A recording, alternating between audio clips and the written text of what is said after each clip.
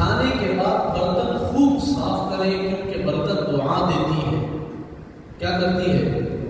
حضور اکرم صلی اللہ علیہ وسلم کی حدیث ہے جس میں فرمایا جو آدمی برتن کو صاف کرتا ہے برتن دعا دیتی ہے کہ یا اللہ اس کے دل کو بھی تو صاف کر۔ کون دعا دے؟ برتن بھی ہمارے لیے دعا کرتے ہیں، اس لیے ہمیں کیا کریں؟ برتن پکیزہ ایسا چاٹنا نہیں۔ چھوٹے بچے کیا کرتے ہیں؟ برتن کھانا کیسا نہیں چاٹتے، ہمیں پکیزہ ایسا چاہتے۔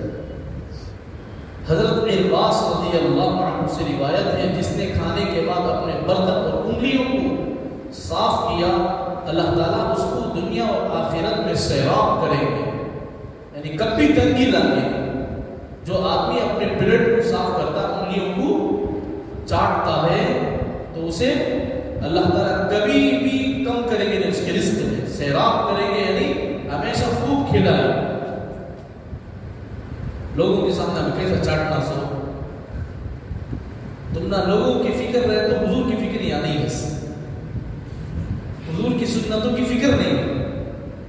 بریانی تمہیں کھاتے ہیں وہاں چاٹو نہ کو، کئی کو کہو وہ جگہ تیل کا کبھی تمہارے لیے صحت کے موافق نہیں رہے، تیل چاٹنا اس لیے وہاں احتیاط، جہاں احتیاط کرنا وہاں احتیاط کرو، جہاں احتیاط کی ضرورت نہیں ہے وہاں اچھی طریقے سے پکیزہ صاف کرو۔ نیز انگلیوں کو صاف کریں، پہلی بیچ کی انگلی، پھر شہادت کی انگلی، پھر انگوٹھا، پھر چھوٹی انگلی، پھر یہ انگلی۔ پہلے کیا کریں؟ بیچ کی انگلی صاف کریں، پھر یہ انگلی صاف کریں، پھر انگوٹھا، پھر کری انگلی، پھر درمیان یہ انگلی۔ پہلے بیچ کی انگلی سے شروع کریں، اور کھانے کے بیچ بیچ میں چاٹنا نہیں، کھانے کے آخر میں ایک ہی چک مرتبہ چاٹنا، ایک ہی چک مرتبہ ثابت بھی ہے۔ کھانے کے بیچ میں 25 چاٹ لگ رہے بولے تو کھانے والا بازو میں 1-2 مرتبہ صبر کرے گا، اس کا کیا کرے گا؟ مات کو دال چیز مٹر میں تک پڑ جانا۔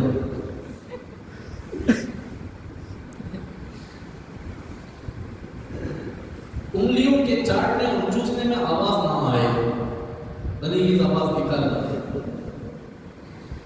حضور اکرم صلی اللہ علیہ وسلم کھانے میں ہاتھ ڈالتے تو انگلیوں کی جڑوں تک کھانے میں ہاتھ نہیں بھرتے تھے، کہتے کہ اتنا یہاں تک کر، یہاں بھی آ جاتا، ایسا بھی آ جاتا، اسی چڑھا لینا پڑتا۔ کھانے کے درمیان انگلیوں کو منہ سے صاف نہ کریں، کھانے کے درمیان کیا نہ کریں؟ صاف۔ زیادہ لگتا ہے ایسا کر سکتے ہیں، کھانے کے بیچ میں چاٹنا نہیں، کچن پر آخر میں چاٹنے کی اجازت ہے۔